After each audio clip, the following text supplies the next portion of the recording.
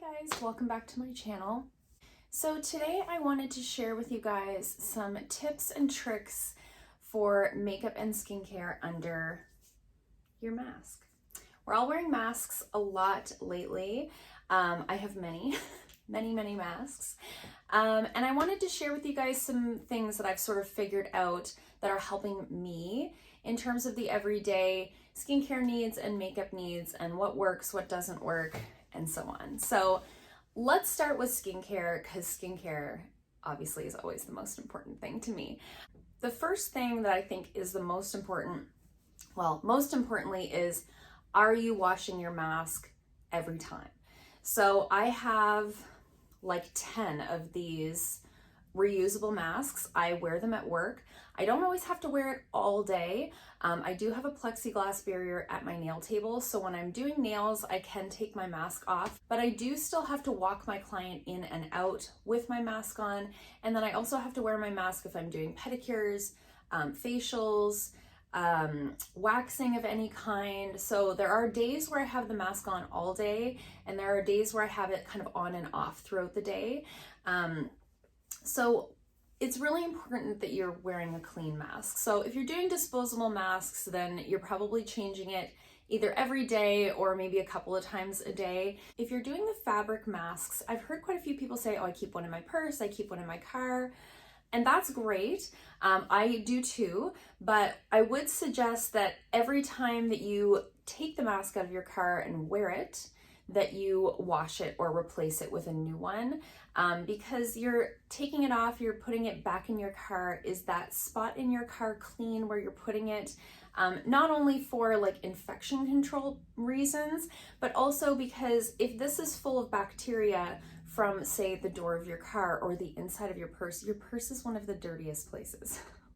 So if you're putting your mask in your purse, each time that you wear it, every time that you take it out of your purse to wear it, at the end of that day, I would wash it and put a new one in there, or wash it and put it back in there. Very important that you're not just putting that bacteria on your face and putting it back in your purse and then putting it on again and then putting it back. You know what I mean?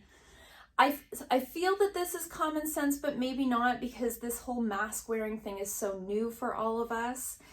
So very important that you're always wearing a clean mask, as much for infection control as it is for just the bacteria on your face. So along that same vein, my first skincare tip is, if you are somebody who wears a mask all day or periodically throughout the day, I would really suggest, as soon as you get home at the end of the day, take your makeup off, wash your face, do your evening skincare, because you're breathing in this mask all day. The bacteria from your mouth is basically like sitting on your face. So I don't know if anybody else is having this problem. I assume a lot of people are. I've seen the term maskne floating around, and I have certainly had an issue with sort of breakouts along the jawline, which are not my normal acne spots. I do have acne prone skin, but that's not usually an area where I struggle. And I know that it's because I'm literally breathing my own moist breath all over my face all day. And so I think it's really important that when you get home and you're done your day, wash your face as soon as you get home. Don't wait until 10, 11, 12 o'clock at night when you're getting ready for bed. Take that off as soon as you can. Let your skin sort of breathe and start repairing itself. I think that's going to be really helpful and really important. And the next tip that I have for you for skincare is exfoliating. I'm never really going to recommend like a manual scrub. I always think that an acid exfoliant is better. Which acid exfoliant works best for you is going to depend on your skin type, but there are some good ones out there that are very gentle that you can use every day. A couple of examples of affordable ones would be the Pixi Glow Tonic. I'll put a photo here, and that one is available at Target and here in Canada at Shoppers Drug Mart. And one that they have at Sephora that's also really good and very similar to the Pixi Glow Tonic is the Ordinary Glycolic Toning Solution. I'll put a photo of that here as well. So that's something that you could use every day. It's mild enough that you can do that. So you would cleanse your skin and then go in with one of those toners to sort of exfoliate that top layer of skin. Make sure that you're kind of clearing out those pores every day so that you're not getting the congestion. And for some people, you might not be getting breakouts per se. If you have a drier skin type, less oily, you might be experiencing more of a texture issue, little bumpies all over their skin. They're not really pimples, but they're just bumpy and kind of textured. So exfoliating is going to work well for those as well. A couple of other products that I've been finding very useful. I used up a jar of the First Aid Beauty, what are they called? They're like little pads. I'll put a photo here. I can't remember specifically what the name of them are, but they're little pads that have like an AHA exfoliant on them. Those worked really well, and they're really easy. It just comes on a little round. So I would just cleanse my skin and then kind of go over my whole face with one of those little rounds. Those are a little bit stronger than like the Pixi Glow Tonic. And another one that I'm using right now that I really like is the Elemis Dynamic Resurfacing Pads. Again, I'll put a photo here. I received that in a BoxyCharm, and I'm finding that to be very effective. And that one is a lactic acid exfoliant. So lactic acid is a very gentle exfoliating acid. It's also a hydrating exfoliating acid. So I'm finding that to work very well. My point is, an exfoliation step, if you're not already doing one, is very important. If you're experiencing any sort of texture issues right now with wearing the mask. If you are already exfoliating, I was doing like an acid exfoliant, a mild acid exfoliant like that every other day, and right now I've bumped it up to every day when I'm working. So I work 4 days a week in the salon. So those 4 days I'm doing one of those exfoliants every evening. And then on the weekend, depending on how my skin is, I'll give it a little bit of a break from the exfoliating, or I might do one treatment over like Saturday, Sunday, Monday. The other thing with skincare is how are you layering your skincare throughout the day? So are you finding that your skin is getting really dry underneath your mask, or are you finding that you're getting really oily and greasy underneath your mask? It could really go either way depending on your skin type. So if you're finding that you're really dry under your mask, if you're a dehydrated skin type anyways, you might be finding that the sort of fabric almost is like it's sucking the moisture out of your skin. So definitely keep in mind, if that's something that you're experiencing, it might benefit you to add a serum or something else into your daytime skincare that you might not already be doing, something like a hyaluronic acid, or something that you can take with you to work to sort of hydrate throughout the day. Pixi makes a really nice hyaluronic acid toner that's really, really hydrating. It's their Milky, it's out of their Milky line. I'll put a picture of it on the screen here. That would be a nice product, or something like that that you could take with you to work and sort of mist throughout the day to give you a little bit of a boost of hydration if dryness is something that you're experiencing throughout the day. If you're finding that you're really oily or feeling kind of greasy underneath the mask, take a look at what you're doing for skincare throughout the day. Maybe you're doing too much skincare in the morning and it's kind of laying on top of the skin. We'll get into the makeup portion of it here in a moment, but you know, it might benefit you to move one of your serums into the evening if you're finding that your skincare is feeling a little bit heavy throughout the day underneath your mask. So take a look at your skincare and see if there's maybe some adjustments that you can make there. And of course, with an oily skin type, I just tend to kind of blot throughout the day. When I take my mask off on my lunch hour, I take a tissue and I just kind of blot the area so that I'm not having all those oils just sitting on top of the skin. The other thing that probably is an obvious piece of advice is don't forget to treat your skin.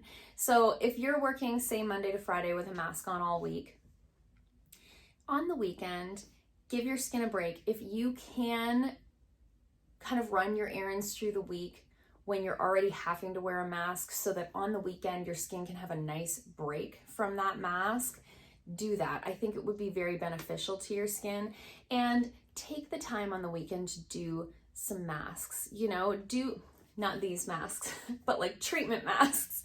Treat your skin accordingly. So if you've been feeling dry all week and you know you're going to be in your mask all week again next week, do a nice hydrating mask, something really nourishing. I think that would be really beneficial. And again, if you're oily and you find you're getting more and more oils building up from wearing the mask all week, maybe a charcoal mask would be of benefit to you. I prefer charcoal to clay. There's different schools of thought for oily skin. I have an oily skin type. I personally don't love a clay mask. I would prefer something like charcoal that kind of draws things out of the pores rather than a clay that kind of makes the whole face feel tight. But that's certainly a personal preference. Masking on the weekend, you know, give yourself a little self-care Sunday. I think that would be a really great idea. So let's move into some makeup tips. So everybody's different what they like to wear for makeup, and everybody's different what they're comfortable with. So when I first came back to work and I was wearing the mask all the time, I was like, oh my gosh, I look crazy because I am not a person who's going to come to work with no foundation on. I wish that I was. I have had acne since youth. So I have a lot of scarring. I have a lot of pigmentation on my skin. In the winter, it's not as bad, but in the summertime, all that hyperpigmentation kind of pops out on my skin. I have patches here. I have patches on my forehead. I have patches on the tip of my nose. So I'm just not somebody who's going to go without foundation. But if you are somebody who does not need foundation or is comfortable, not that anybody needs foundation. Nobody needs foundation. It's all about how it makes you feel. So if you're a person that doesn't feel like foundation gives you an extra boost or does anything for you psychologically, just skip it. You're just gonna have a better time with your skin without foundation if you can do it. So if you can go without foundation, just do that. If you're not, if you're somebody like me that needs some coverage, there's sort of a middle ground. If you can do a BB cream or a CC cream, something that's just a light coverage to give you a little bit of an even skin tone, that would be a really nice option if you're somebody that can get away with that little bit of coverage. On the weekend, that's all I'm wearing is like a BB cream, something to just kind of even things out. But when I'm at work and I've sort of got my work face on, I really like to have the coverage of the foundation. So if you're somebody like me and you feel that you need foundation, here's a couple of tips. First of all, primer. This is not the time to go in with a dewy, glowy primer. It's not the time to go in with a very slippery, slick primer that's going to make your foundation kind of glide on. As nice as that is, it's really not going to lock anything in. So I would suggest more of a gripping primer, something that's got a little bit of tackiness to it. Even if you have a serum at home that leaves a little bit of tacky texture on the skin, something like that underneath your foundation is really going to kind of hold it on better than like a dewy or kind of glowy primer that we might like to wear more in the winter time. In terms of the foundation itself, again, very dewy formulas, very sort of wet formulas are probably not going to last. When you take your mask off, you're going to see where the mask was, and that's not what we want. So I would suggest either like a satin finish, which is more what I'm going for, or a matte finish if you're quite oily and you feel like you need that mattifying effect. Those two formulas are really going to lock into the skin a little bit better. And what I have found is that less is more. So normally when I do my foundation, I don't wear like a thick layer of foundation, but the one that I'm using right now has like a doe foot applicator, and I would normally do like 3 stripes on my forehead, 3 stripes on my each cheek, 1 on my chin, 1 on my nose.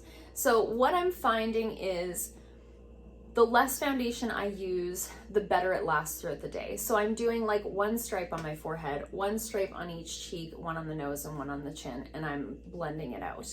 And I'm really taking the time with my brush, just like hit myself in the face, to like blend it in really, really well. And then if I need to go in and spot conceal because I haven't used that much foundation, then I can do that. I can just go in and kind of add a little bit of concealer on the areas where I have some darkness. And then when it comes to powder, normally pre-mask times, I usually don't powder my whole face. I usually kind of powder like the center region, and I wouldn't do too much around kind of the perimeter of my face. But because the mask sits, you know, along the jaw and back here by my ear, I've got some bronzer there. I find you just need to powder the whole face. And I'm not talking like baking or anything like that, because I'm in my mid-30s. I'm not baking my face anymore. It looks crazy. It's just not a good look. So I'm just taking a really finely milled translucent powder, something like that, and I'm just dusting it over the whole face with a fluffy brush. And I'm just fluffing it all over the face to really lock everything in. And then I'm going in and I'm kind of doing my face as normal. So in terms of touching up, so the one area that I am still struggling with, and I'm sure those of you who are wearing foundation can relate to this, the one area that I cannot keep the foundation on is my nose. Because when the mask sits, it sits right on your nose. And so when I take my mask off, it looks like my nose is really red, but it's actually just that there's no foundation on it and there's foundation everywhere else. So I've been just keeping a pressed powder here in the salon. A powder foundation would also work really well for this. I don't have it right now, but the Pure 4-in-1 pressed powder foundation would be a really nice option for this. But what you want is a powder with a little bit of coverage to it. So I've got the CoverGirl True Blend pressed powder, and I've just got the little, you know, circle. I have many of these. I replace them often. I bought like a 25 pack on Amazon, so I don't have to use the same one all the time because it gets kind of gross. So on my lunch hour, sort of midday, that's usually when I start to notice the foundation on my nose breaking down. I just take this and I press it into my nose. I'm not going to do it right now because my makeup is fresh, but I just kind of press it into the area where I've lost the coverage. Give it a second to sort of settle in, and then I just kind of tap it in with my fingers so that my nose doesn't look powdery per se, but I'm not powdering my whole face throughout the day. I think that's going to make us look cakey. I would suggest only using it sort of on the nose when it wears off the sort of the tip of your nose. And finally, the last sort of makeup tips is, what do we do with our eyes and lips? So here's the thing. I have been trying different formulas of lip products underneath the masks. And the thing that I've found, if you want to wear color underneath, like a brighter, bolder color underneath your mask, you really have to do a liquid lipstick. And if you're going to do a liquid lipstick, you need something that is a very dry formula that's not going to be tacky at all. It's not going to stick to the inside of your mask. I personally have found that to be quite uncomfortable. I'm not really feeling like I'm getting any benefit from wearing a bold color underneath a mask. First of all, no one's seeing it. Second of all, when I take the mask off, I feel like my lips are even drier. I just want something a little bit creamier on my lips right now. I would suggest, if you're somebody that's wearing the mask all day, if you're a nurse or a health practitioner of some kind, I would suggest just a lip balm. Just do a lip balm. You're not taking your mask off that often. No one is seeing you. If you're somebody like me who's kind of taking the mask on and off throughout the day, sometimes I'm wearing it, sometimes I'm not, depending on if I'm behind the plexiglass barrier. I like to have a little something on my lips so that I don't look like undone when I take the mask off, but I don't want something on that I have to worry about where it's gonna migrate to and if I'm gonna look like clown lips at the end.